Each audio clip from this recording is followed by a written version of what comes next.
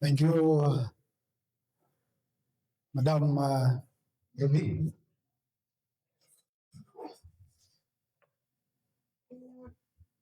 Masaya ba kayo this morning? Bakit kayo masaya? Lord's Day? Sabihin mo sa katabi mo, masaya ako dahil katagpuin ko ang presence ni God. Yeah, that's why we are happy. We are joyful and we are satisfied because of the presence of our living God. So we're still in the mission month for this month of October. Tayo po ay magdi-discuss ng mission, no? At bago po ang lahat, tayo po ay manalangin muna. Just read the slide with sincerity in your hearts. Ready? Go. Father, in the name of Jesus, I believe that your word has power and authority over my life. Your word will not return to you void, but it will accomplish what it says it will accomplish. Therefore, to the anointing of the word of God today, my life is changed like Christ, and I will receive healing, salvation, prosperity, in the power of Jesus' name. So, sabi sa mensahe sa awit kanina, napakagandang message, no? Lord, I give you my heart. I give you my soul. Ano sagot? I live for you. Di ba? Ganun talaga ang ating buhay. Masaya tayo pagkaibigay natin sa ating Panginoon. Ang ating title today, The Missionary and His Mission. Alam niyo ba ang inyong mission sa mundo ito? Salang na agad Alam na ba ninyo ang mission ninyo sa mundo ito? Nakapunta na pa kayo sa bayan na mayroon kayong sadya na, halimbawa, sadya mo doon ay bumili ka ng andoks. Ay, pastor naman, gutom na lang tuloy. Tapos, ang iyong sadya ay bumili ng andoks. Mayroon kang ibang napunta sa pupuntahan sa Shopwise, namimili ka doon na sabon, tingka, kung ano-ano. Plus, nakita mo ang iyong kaibigan na matagal na, nagkausap kayo. Nagkatsikahan kayo. Tapos ngayon, medyo gutom ka na, umuwi ka na diretso. Ang problema, hindi mo nabili yung nagbos mo doon na andoks. Nakalimutan mo, naalala mo, nandito ka na. Kasi, bakit mo nakalimutan? Naging pagparitisan ka ba? At marami kang pang inasikaso, marami kang pang iniisip. No? Minsan sa buhay natin, may times na sa dami nating mga alalahanin sa buhay, no? Nawala sa isip natin, ano nga ba ang mission ko sa mundo ito? We might as well miss the very purpose why we are created. Kasi hindi tayo naka-focus, lalo na sa panahon ito, no? Lindol sa Cebu, 6.9. Sa Davao, mas malakas daw. 7.6, my God. No? Pagka mahina-hina ang building mo doon, talagang matutumba. Hindi lang yun. Pag mahina-hina ang tuhod mo, mangangatog ka rin. May mga kamag-anak kami doon sa Surigao, apektado rin sila, talagang natataranta. Ibukod pa doon sa Lindol na 7.6, mayroon pang aftershocks. Yun ang nakaka-nervous lalo. No? So sometimes we are distracted of circumstances in this world. Maraming mga bagay-bagay na umaagaw sa ating atensyon. Kaya encourage ko po sa ating mga buhay na let us not forget what is really the purpose why we are here in this world. Kung bakit tayo nabubuhay sa mundong ito. Sabi nga sa isang author, the most tragic in your life is not the sickness, it's not the crisis, but the most tragic or tragedy that will happen in your life that you live in this world without knowing what is your purpose life. You have only one life to live on this earth. At hindi mo alam kung bakit ka na bubuhay. Pastor, paano ba natin palaman? Purpose natin sa buhay. Sino ba sa inyo nakabili na ng cellphone? Taas ka ba eh? Parang ayaw din yung magkukulit. Wala ka kayong almusal? Sino ba sa inyo nakabili ng cellphone? Taas ka ba eh? Brand new na cellphone. Ano na ang kasama nyo sa cellphone pagka binili mo ng brand new? Charger, ano ba? Ha? Airphone, ano pa? Yun ang hindi ninyo alam. Kasi ang cellphone mayroon kasamang manual niya. Ngayon, lalo na sa akin, ang alam ko natin sa cellphone ay yung things lang at saka tao. Pero yung mga anak ko, ang dami mga kinikalikot nila. Mag-selfie sila at saka mga timer pa. Maraming features na ano nila, na tamasa, na pakinabangan. Pero ako, hindi. Bakit? Hindi ko binasa ang manual. Ngayon ang kanina, how is you go? Paano natin malaman ang purpose ko sa buhay sa mundong ito? Just go to the manual, which is the Bible. Iyon ang binigay ni Lord na manual sa ating buhay. Amen po ba? Sino ba sa inyo may iPhone? Doon sa iPhone, may nakandata doon sa linggo. Ano nakandata? Hans Manas. Kasi ito rin, may mga sanas dito sa anak ko to eh. So, when the factory, siya ay magbenta ng kanyang produkto, bukod sa manual, at importante ang manual, mayroon pang logo, mayroon pang image ng kanyang kumpanya o pangalan. Hindi mo alam na tayo sa Lord, let us make man in our image. Alam nyo, tinatakan ka bago ka ni-release, may tatak ng image ni God sa buhay mo. That's to show na ikaw ay galing sa Panginoon. Siya ang ating manufacturer. Amen po ba? In case of anything happens, read the manual. Amen? Pero nung sasakyan na Ford, sabi doon, kailangan kung magpagawa ako, doon lang sa kanila. At sa mga accredited. Kasi kung ipagawa ko sa iba, mayroon mga sekreto na magalaw nila na masisira. And it lowers the value of the Ford. Kaya lagi ako nag-PNS doon. Sa buhay natin, kung may mga diferensya, kailangan doon tayo pumunta sa tamang pagawaan. And no other than our Creator. Amen? So yun ang lilipas sa tao ngayon. Kasi kung mayroon siya mga problema, may mga sakit, hindi siya pumunta doon sa akin. Pumunta siya sa mga albularyo. So, na-miss nila ang joy sa pamumuhay dito sa mundong ito. Ani-ani. Bakit ka happy?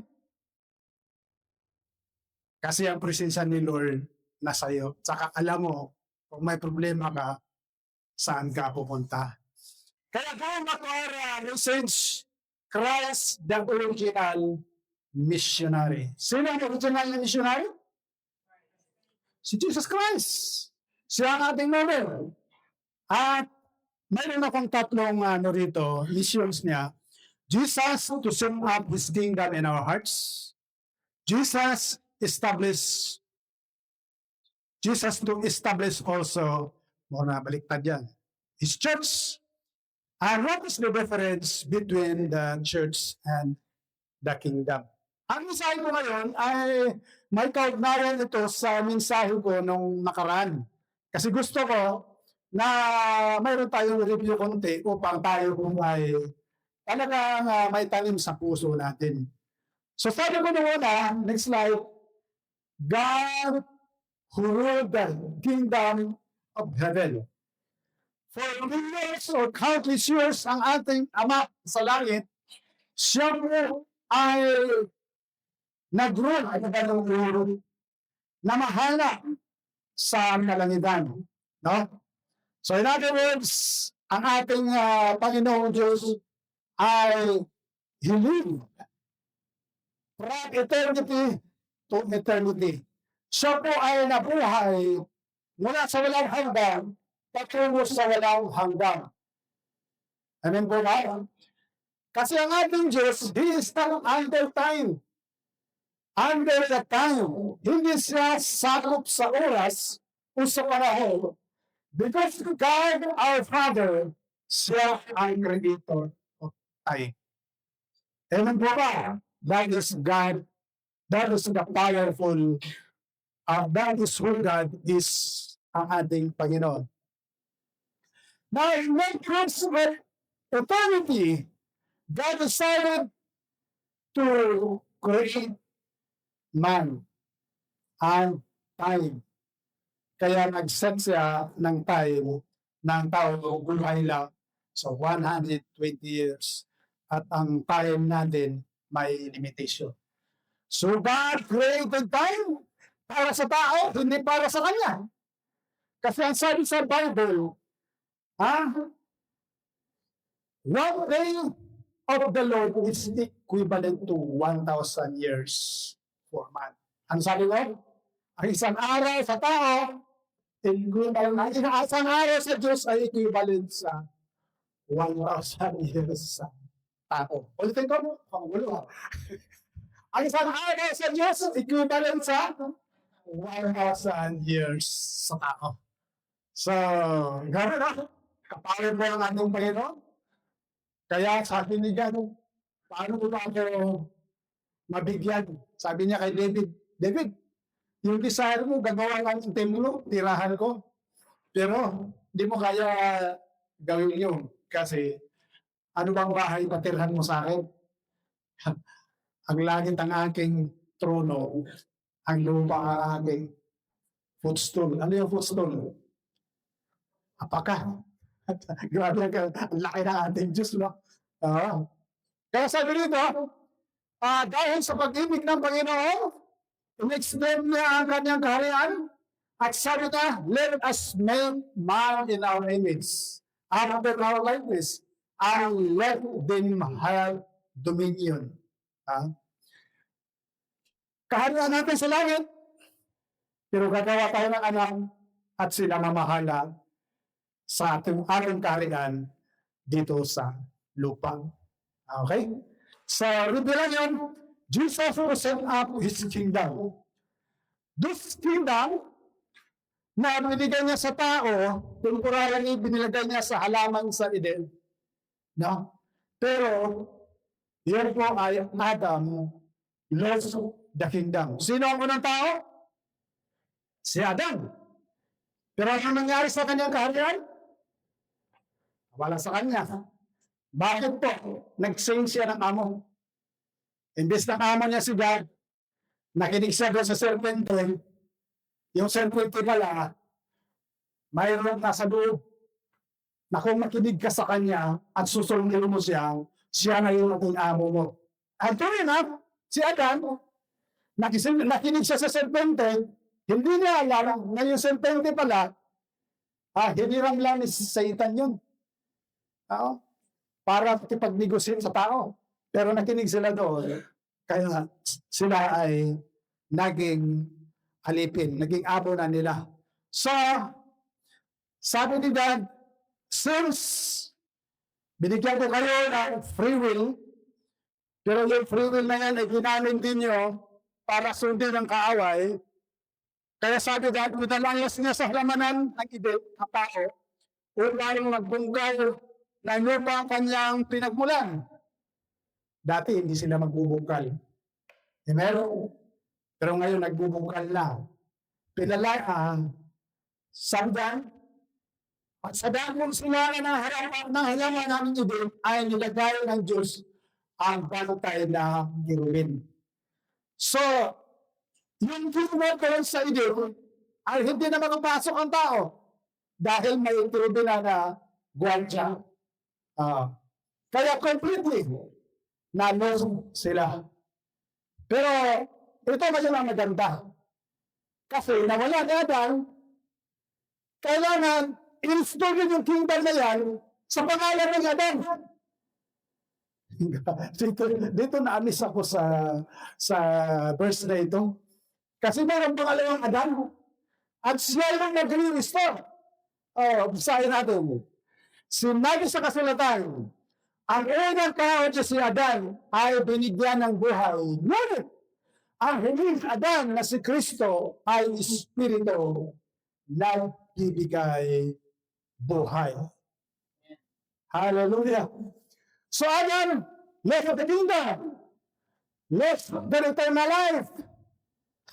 Pero from Diyos, hindi nagpabaya ang Diyos Ama. Pinadala ang second Adam in the person of Jesus Christ. Ang sabi dyan, although ang unang Adam binigyan ng buhay, pero ang huling Adam na si Kristo ay nagbibigay ng Espiritong nagbibigay buhay. Si Adan raw, ang kaiba nila, kasi si Adan, buhay lang pisikal, namamatay. Ang ikalawang Adam, magbibigay ng Espiritu buhay, Espiritu nagbibigay buhay, at yung buhay na yon hindi na mamamatay.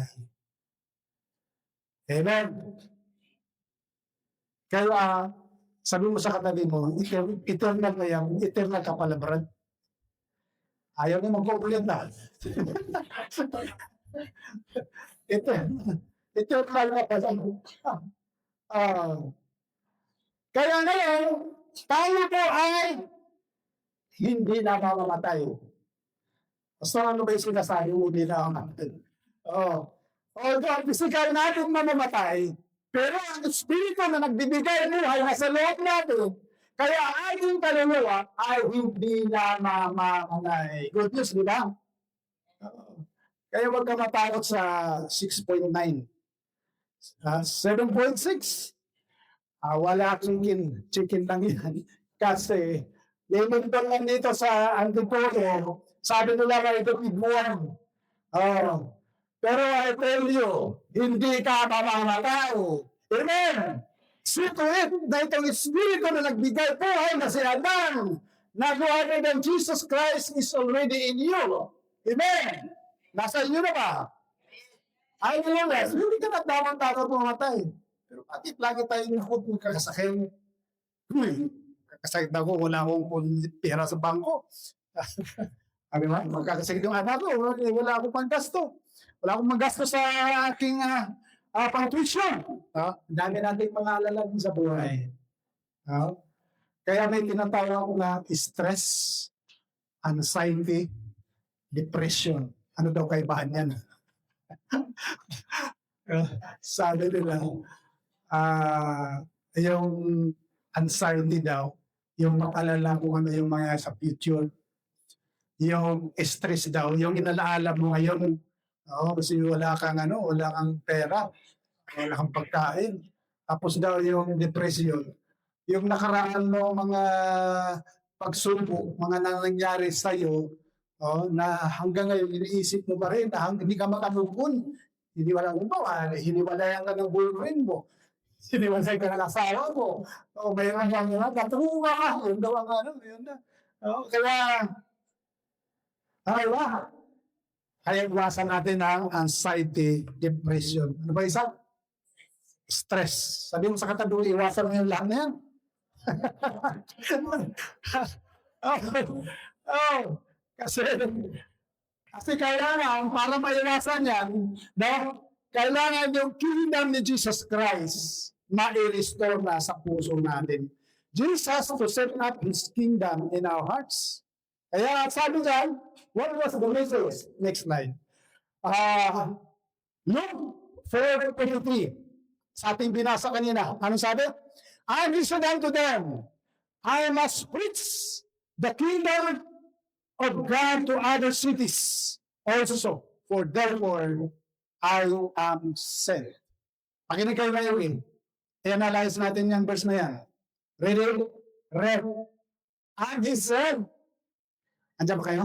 And he said unto them, I must preach the kingdom of God to other cities. For therefore, I am sent. Sa Tagalog, ako mas kailangan na mag-preach, magturo ng kaharian ng Diyos.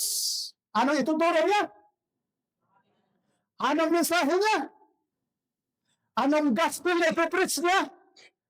Death and resurrection ba? No. Pero ang mga tao ngayon, karamihan marinig mo sa mga preacher is the gospel of death and resurrection. Gospel man yan. Pero ano ba yung gospel na pinirich ni Jesus Christ? Una. Diba? Ang pinirich niya, the kingdom of God. At doon sa ibang mga syudad, for therefore I am sent. Iyon ang dahilan na siya pinadala. Iyon ang dahilan na siya pinadala upang i-proclaim ang kahilan ng Diyos. Imagine yung first preaching ni Jesus Christ. Na-discover ko sa Bible, hindi death and resurrection. That is the public statement. No? Repent! For the kingdom of God has arrived. Tapos ang sabi pa niya sa mga apostolis niya, ang sabi niya, for a time Jesus began to preach, repent for the kingdom of heaven is at hand. Mula na yan, sabi dyan, yun na ang message ni Jesus Christ. Sa buhay natin, gusto natin mag-preach, gusto natin magturo. Dami mga misyonary, pupunta na sa iba't ibang bansa. Pero ano kaya ang mission? Ano kaya ang message nila? Ang mensahe ba kaya nila ay pareho ba sa mensahe ni Jesus Christ? Marami ding nagtuturo ngayon, marami ding mga aral ngayon, marami din din sa labas, nag-house to house. Si ano raw si Jehovah lang daw ang totoong Diyos. Diba? Dami mga mensahe dyan. Pero mag-ingat kayo. Kailangan tayo may alam sa Biblia para ma-equilibrate natin yung mensahe na tinutulog dito, ang mensahe ng Jesus Christ, at sa mga mensahe sa labas na inyong pinatutuloy sa inyong mga bahay. Wala ka nga masama, kung magpatuloy ka, pero kailangan tingin mo rin kasi iba yun na sa mga bulaga mga pumita. Natuwa ko dito kay Sister Diding. Hello, Sister Diding. Nag-Bible study kami sa kanila sa Friday. Sabi niya, ako pastor, kahit na saan ako pupunta sa ibang simbahan, El Shaddai, Katoliko, sa inyo, hindi ako mapipigilan. Sabi mo, tama yun. Dapat huwag kang magpapigil. Kasi isa lang yung amo mo. Ano pa ba? Hindi, isa mapigilan. Kasi gusto niya, salisigil ang katotohanan. That's a good sign. That's a good attitude. Na ikaw naghanap ng katotohanan. Truth seeker. Hallelujah. Kaya dito, Ate Diding, hindi ka nagsisisi.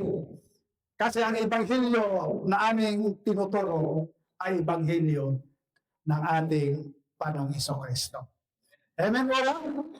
You can open your Bible and compare the truth. Saan yung binibigkas dito kung dyan ka nasa Biblia? Kaya ang kabilang pinuna ng ating Panginoon Kristo sa atin next night, you are also the missionary. Well, you are also the missionary. Well, the same mission and the same message. Batayan mo. Yung kanyang pinipreach mo ay kakaiba. Kailangan, will the same message. Ano ba ang sabi niya? As ye go, preach, say, the kingdom of heaven is at hand. Ang sabi niya, mag-preach din kayo, magturo din kayo. Ano ang ituturo ninyo?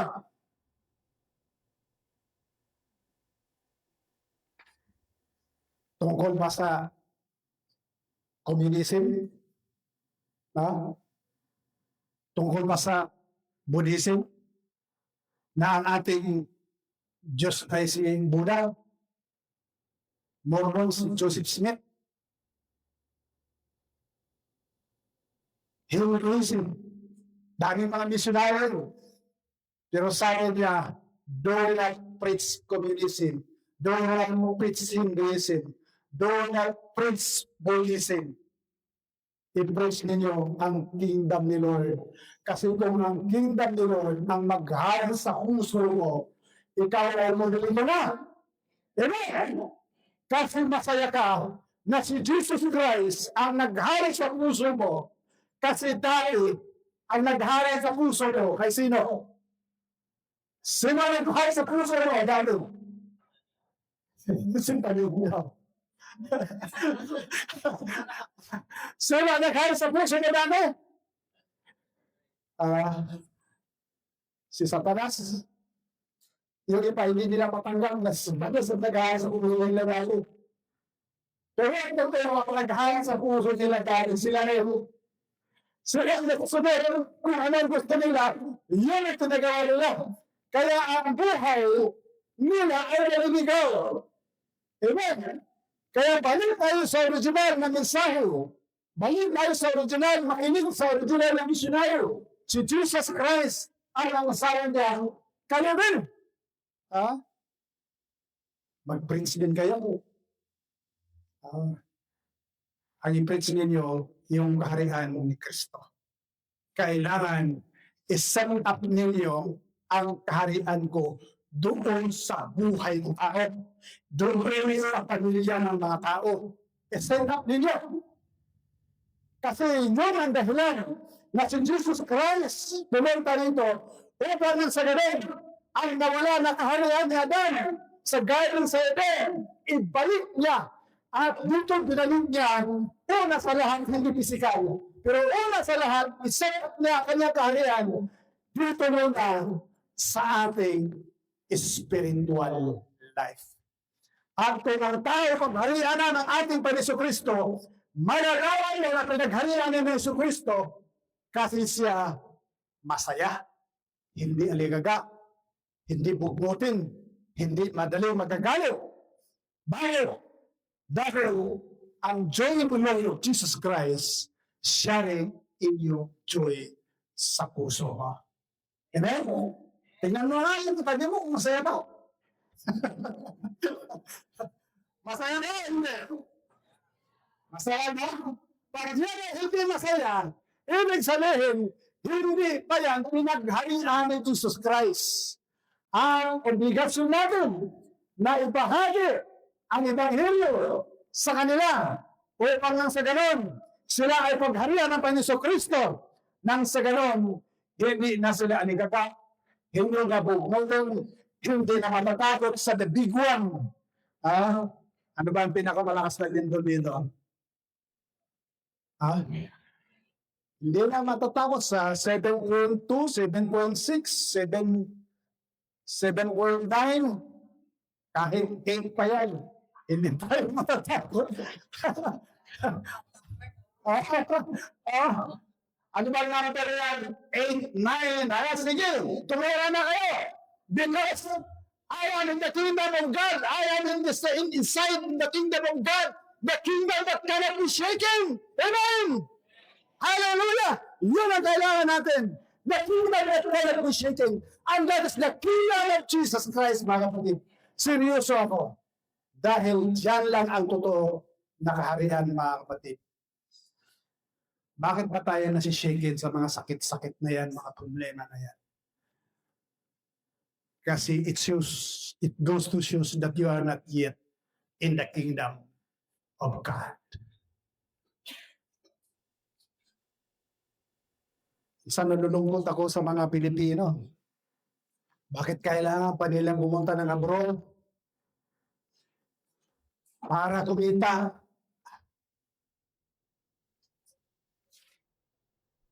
Kasi hindi nila kasumpungan dito sa Pilipinas. Ang pera na kanilang hinahanap. Pero I tell you, I challenge you, I'm not against that. But if you have the kingdom of God, if God is able to prosper you in the foreign country, He is also able to prosper you even inside the Philippines. Amen. If only the will of God is to prosper you, you will be prosperous in this nation because the kingdom of God is not full. The kingdom of God will not suffer any crisis. And therefore, the children of God will not suffer also any crisis. That's my stand. I don't know about you. Kaya hindi ako nag-abroad. Dahil alam ko, kahit saan ako, sumusunod ang pagpapala ng Diyos. Ano ba ang nakalagay sa Psalms 23? The Lord is my shepherd, I shall not. At ang sabi diyon sa verse 5, 6 ba yan? Surely your goodness and mercy shall follow me in the days of my life. Sabi lang, sa totoo lang, ang iyong grasya at iyong awa ay susunod sa akin with all the days of my life. Yun ang pangako ng Diyos. Kahit nandito sa Pilipinas, kahit pupunta ka sa Amerika, sa India, sa lupalan ng mundo, kung kalooban ng Diyos kahit dito sa Pilipinas, the blessing of the Lord will follow you because the giver of the blessing is inside of you, hiding in you. Amen! Pastor, ang galit yata si Pastor eh. Saan nagagalit ako kay Satanas eh? Kasi nililing tayo. Ang blessing nandun na. Wala namang problema yan kung kalooban ni Lord. Pero kung minsan, nawala na nga sa focus minsan tayo, ano yung mission natin eh. Napunta na tayo doon sa paghanap ng ganito eh. Once again, hindi ako against that.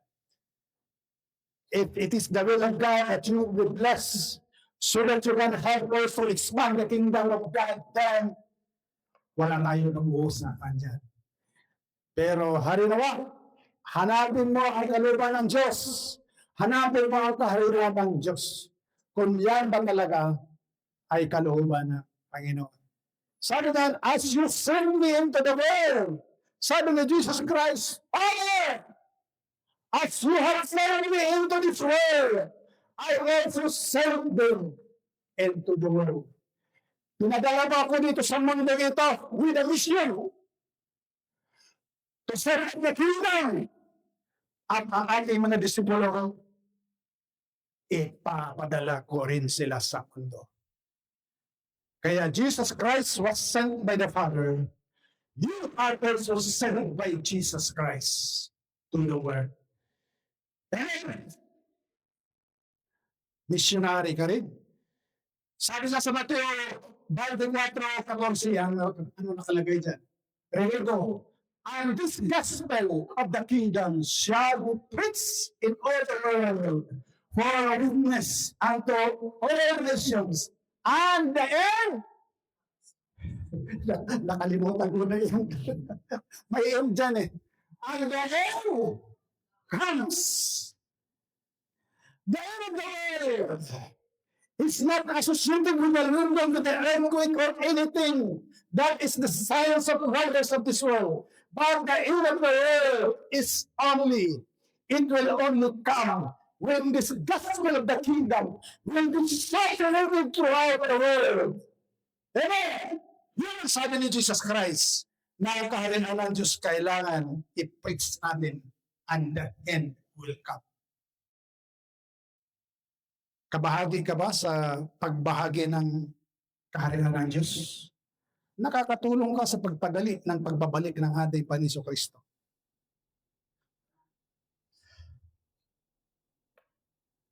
The kingdom of God. Next slide. Pero kailangan, una muna sa puso natin. Natutuwa ako ng message na ito na yung preach last Sunday. Basahin natin. Dito yung tumatak sa akin eh. Ready go. If we are healthy inside, we are powerful outside. If we are healthy inside, kung si Kristo ay naghari inside, ano yung inintindang ng sa baba?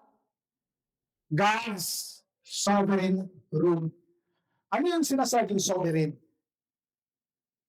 Sovereign rule. Ibig sabihin, control. Amen? Ayaw mo na, ayaw mag-email mo. Sabihin mo complete control. Complete control, ibig sabihin, if Jesus Christ naghari na ang kaharian na sa puso natin, He is in control sa buhay natin. At therefore, kung ang kaharian ng Diyos nasa puso natin, sabi diyan, bago if it is by the Spirit of God that I drive out demons, then the kingdom of God has come upon you.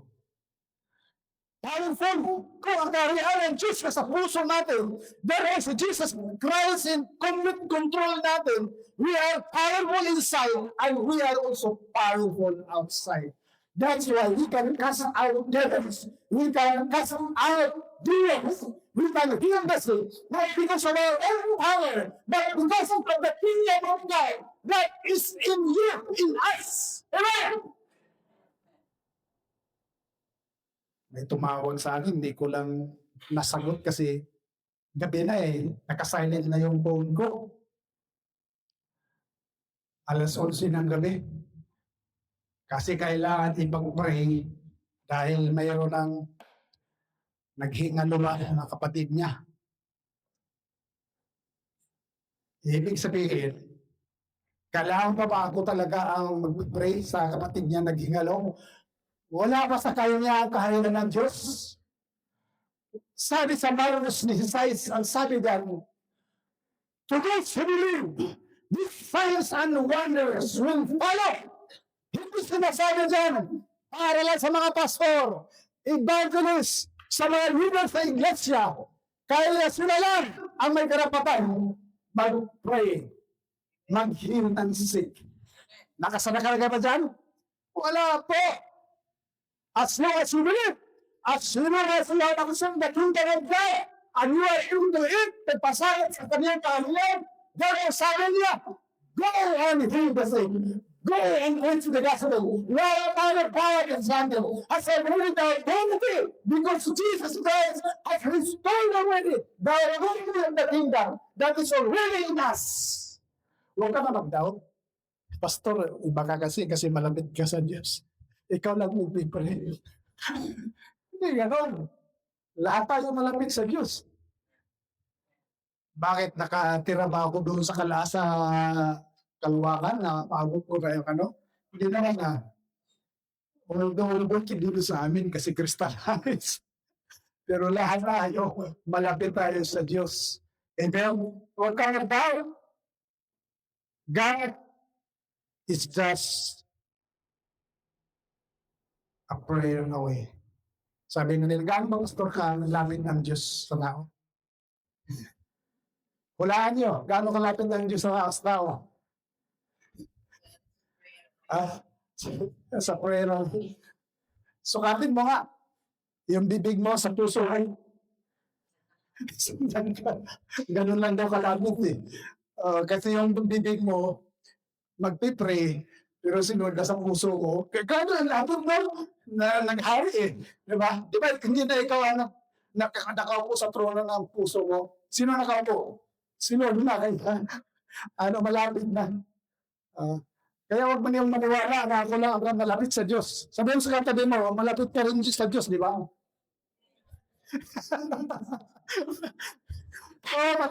malapit kayo. Ah, walang magkaila yung prayer namin. Pero pastor, kailangan, bakit meron na yung prayer meeting? Kung yung pala, kailangan, pwede na pala kami. Kung bakit meron tayong prayer meeting? Bakit meron tayong prayer and fasting? Natutuwa na ako kahapon sa prayer and fasting namin, pinag-aralan namin kung paano makinig sa Panginoon. Bakit ba yung pangalaw? Kasi sa Matthew 18, may nakalagay din dyan. That if ever two of you shall agree, asking to the Father what you need, this will be granted to you. Agree. Kailangan din pala natin sama-sama para mag-agree tayo in one spirit, in one mind, in one heart. Kasi si Lord, natutuwa siya kung ang kanyang mga anak nagkakaisa. Yeah. Sige, sabihin mo sa kanya mo, kailangan pala magkaisa tayo.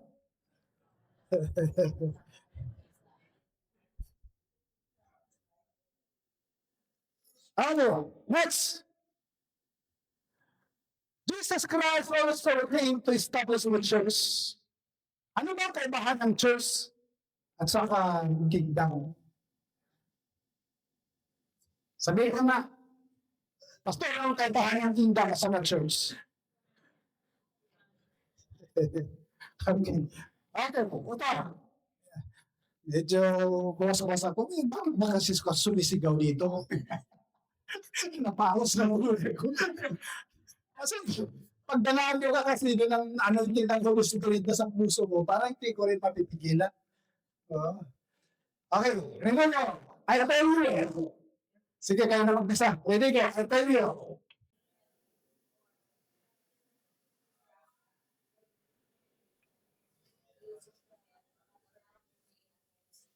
Okay, sabi niya kay Pedro, no, ang background nito, sasabihin ko sa inyo, si Jesus Christ, sabi niya, mga bakaw, mga disiplo, ano ba sabi nila? Maritis din, no? Ano sabi nila tungkol sa akin? Sabi ni Jesus. Yun! Ikaw si Prophet Jeremiah. Ikaw rin si Prophet Isaiah. Ikaw si Elias. Ikaw si John the Baptist. Sabi ni Jesus. Yun lang alam nyo. Kaya ba nang inulubin mo na natutuwa sa mga salto? Yun lang alam nyo. Pero sabi ni Pedro, si Pedro, ito si Pedro, matalino matalino, ibang mabilis makano. Sabi niya kay Jesus, you are the Messiah. You are the Christ. Sabi ni Jesus Christ, wow! Ito, hindi yan pinahayag sa iyo ng flesh and blood. Yan ay galing sa Diyos, ni-reveal sa iyo. Kaya, sabi niya, I tell you better, you are better, you are the one. I will build my church. I will build my church. Dahil ikaw ay nakatanggap ng pahayag na galing sa Diyos, galing sa Ama. Yung pahayag na yan, yung revelation na yan, ang church ay itatayo ko. Ibig sabihin, ang church ay mabubuhay lamang sa mga revelasyon, sa mga mensahe mismo na galing sa Diyos. Hindi mabubuhay ang church kung ang pastor nag-preach ng mga revelasyon na nanggagaling sa iba. nanggagaling sa mga sinulat ng mga scientists, nanggagaling sa mga komentaryo lamang. Ang ibig sabihin ni Lord, na kailangan ang church mag-thrive sila sa revelasyon na buhaw nanggagaling sa Ama. Sabi na, and the gates of hell shall not prevail against it. I will build my church, itatayo ko ang iglesia, ang pintuan ng impyerno ay di mananaig. Ano ba yung pintuan ng impyerno? We are getting deeper now. Kanina medyo mababaw lang. Pero we are getting deeper now. Ayaw rin. Kung ano yung ibig sabihin ng pintuan ng impyerno? Kasi in the olden days, ang syudad sa Ephesus, syudad sa Corinto, ang mga leaders, doon sa gate, doon sila magpaplano paano atakihin ang kalaban. Wow! Wow! Ang mga syudad ng mga panahon, mayroon silang headquarter doon sa bukid upang magplano paano atakihin ang kalaban. Ang sabi nito, ang church, kahit anong atake ng mintuan ng kamatayan, hindi padadaig. Ibig sabihin, ang pintuan ng impyerno, ang plano ng Satanas, ang plano ng kanyang mga demonyo, will really prevail against the church because the founder of the church is Jesus Christ. Amen? Kaya inmayo, hindi ka matumba. Hindi ka mabubuhay. Kahit sino pang si Pilato ang nagplano sa buhay mo. Because Jesus Christ has founded your faith upon a rock. Hindi sa buhangin. Amen? Yun ang ibig sabihin dyan. I will build my church, and the gates of hell shall not prevail against. Anong pagkaiba nila? Siningit na kay Jesus Christ, I will give you the keys of the kingdom of heaven. May kaugnayan kasi itong church at saka kingdom. Are you listening? More ba? Okay. Next slide. The difference between church and the kingdom of God. Medyo malalim na ito. Dumanak si Jesus Christ. Sino ang emperor? Sino ang emperor? Si Caesar Augustus. Saan si Caesar Augustus sa nakaupo? Sa Roma. Roman Empire. Yung word na church, ano yung word na church? Ginagamit na pala yan. Ang sumulat yan, ang unang dumahin na word na church, ecclesia. Yung ecclesia is from the word Greek word yan. Alaala niyo, sino ba nakarinig sa inyo? Si Aristotle, si Plato, ay mga teacher, sino nakakalam? Sino nakarinig? Mga philosopher yun. Sila yung sumulat na mga word ng ecclesia. Ang ibig sabihin sa ecclesia, ginamit ka ni Caesar Augustus. Siya ang hari, mayroon siyang core group. Ano sabi ko? Mayroon siyang kulong gubrahan. Ano ko ito? Ibig sabihin, mayroon siyang mga kabinete. May mga tao na kapaligid sa kanya. Yung mga katsunta na yan, yung core group na yan, ang tawag na doon, ecclesia. Ecclesia, the church. Yun ang tawag na. Ano yung trabaho ko lang? A group of people who are chosen by the king to receive the mind of the king, the idea of the king, the instruction to be implemented for his kingdom. Amen?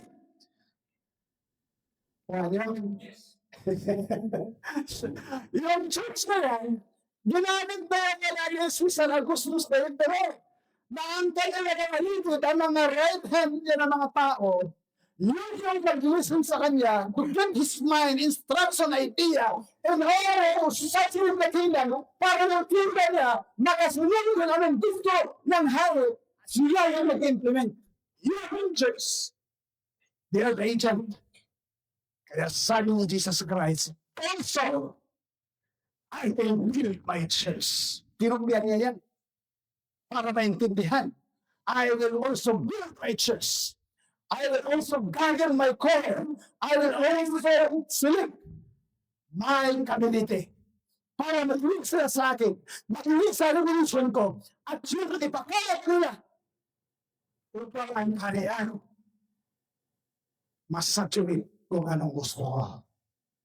Amen. So tayo, special tayo. Kasi core group tayo si Jesus Christ. Amen. Kami din tayo. Malapit tayo sa kanya. Remember yung preaching ko dati? That we are seated the heavenly places. We are already possession na tayo po ay maghari. Naintindihan niyo? Ano kaya ba ang kingdom? Ang kingdom is a larger sense yan. At Jesus Christ the King, siya yung maghari. Pero yung mga church, yun yung mga pinili niya na pagkakatiwalaan niya, kung ano yung mga sikreto niya, doon lang niya i-reveal. Kasi tayo yung mga kabiniti, tayo yung nakakaalam na may nagdakip para isi-share natin sa iba. Sa panahon ni Jesus Christ, in-establish niya yun, yung church na yan. Yung mga sa Old Testament, sila ni Moses, sila ni Elias, hindi sila kabilang sa church. Pinanggilan sila sa tinggal. Wala. Pastor, may iba yata yung gasatin mo. Yung sa Old Testament, sila ni Moses, sila ni Aaron, sila ni Elijah. Bakit sinabi ko, hindi sila kabilang sa church? Kasi sa panahon lang ni Jesus Christ, may establish yun. Yung church, tayo yun. Pero wala na bahagi sila sa kingdom. Kasi sila, nakikita sa sila ang buong sa langit, magkita-kita din tayo kasi kingdom, general kingdom yan. Amen? Ang church ang yung kasi tangin lang yan na-establish. Kaya blessed tayo. Sa Diyos ka na doon, blessed ka.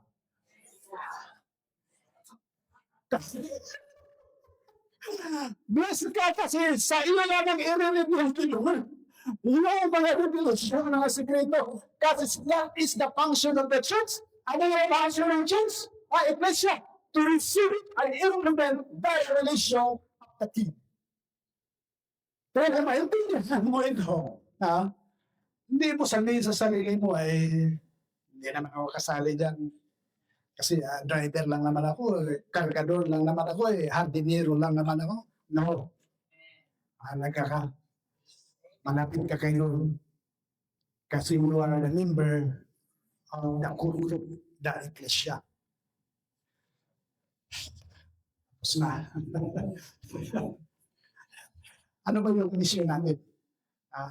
Yun na nga, kailangan maintindihan din mo yung mission mo. Yung mission mo, kung nasa lahat, pagharian ka muna ni Jesus Christ. At dahil pinagharian ka na ni Jesus Christ, ikaw po ay right hand ni Jesus Christ. Sabi mo sa nabi mo, right hand ni Jesus Christ. Dahil right hand ni Jesus Christ, ulitin ko, makinig po na kayo. Makinig, ulitin ka na to. Dahil right hand ka ni Jesus Christ, walang kang tulog. Kasi may linebulan si Jesus Christ, hindi mo nakasarap. Amen. May mga mensahe sa kanya, hindi mo nakasarap. Kaya ang buhay mo, walang makinabang ngayon. Kasi hindi mo nakasarap. Yung revelation mo. Pero salamat sa Diyos na ang Aba very active sa mission. Kaya na may pakinabang ang buhay natin. Kaya naintindihan natin what is kingdom and what is the church. Last one. Sama ito. Ano mission ni Jesus? To set up his kingdom, to establish the church, and the difference between the church. What is to remember? Sabi lang, be sure you are now at the kingdom of God. He has delivered us from the kingdom of darkness and transferred us into the kingdom of His beloved Son. Ano na? Ano sabi tayo? Jesus Christ has delivered us from kingdom of darkness. Dati, nasa kaharian tayo ng kadiliman. Amen? Naintindihan natin yung anong kaharian sa kadiliman. Yan ang sabi ko, pag nasa kaharian ka ng kadiliman, lagi kang magagalitin, walang pagpatawad, lagi kang guilty. Pero pag nasa kaharian ka ng kaliwanagan, may kalayaan ka, masaya ka, paliwalas ang buha mo, wala nang intindihan na problema. Knowing that Jesus Christ is our Lord. Amen? Yun ang kaibahan. Oo. Kaya ano, pasok na tayo dun sa kaharian ni Lord. Natuloy na yan. Huwag ka na bumalik doon. Sabi mo sa katabi, huwag ka na bumalik doon. Huwag ka na bumalik sa kaharian ng katulunan. Kasi mga nakuha doon. Hindi sigurado ang buhay. Life is uncertain. Dito sa kaharian ng Lord, sigurado ang buhay. Sigurado may pagpapala. Sigurado ang guidance. Sigurado ang nagpalagan. Sigurado ang napahiwahan. Sigurado ang nagalaran. Why? Sapagkat our faith is founded on a rock. Hallelujah. Thank you, Lord. Next verse. Ready go. You are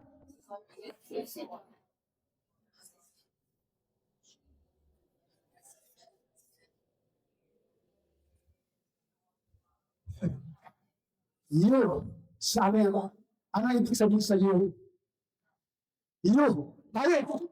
You are sa people. Tayo ay mga pumili. Amen? Royal present mo. Ano ibig sabihin sa royal mo? Sabi ko sa inyo makakahanap tayo. Ano yan? Tayo makahanap. Sabi sa katatong mahanap ka pala.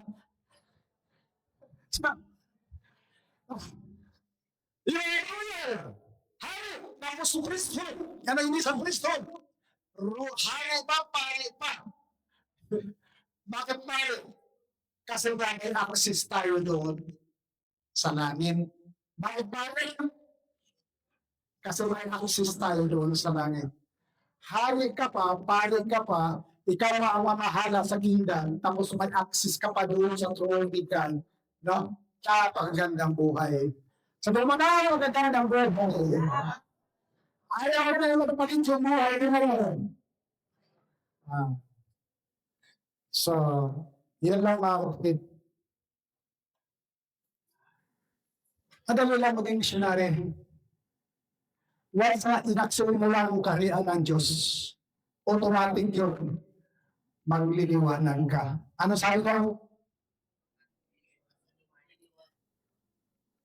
Pag inaksyon mo ang kaharian ng Diyos, automatic yun, magliliwanag ka. Sa trabaho mo, magtataka sila, hindi ka magagalitin, magpasensyoso ka. Doon pa lang, hindi ka kaya na ito-preach na mapinamahal ka na ni Lord dahil nanliliwanag na buhay. Dahil ang kaharian ni Lord nasa buhay mo. And then when plus, mag-share na ka ng gospel, ay doon mo talaga ma-accomplish mo na ang mission mo. So, everybody now know your mission. Lahat na ba alam ang mission mo? Tulog na ba kayo? Alam mo, sino niyo ang purpose? Gamit kayo ng pagkakulong ito. Para saan? Kasi may purpose si Lord sa iyo. Amen. Kaya sabihin mo, Lord, sige sabihin mo, Lord, bigyan mo rin.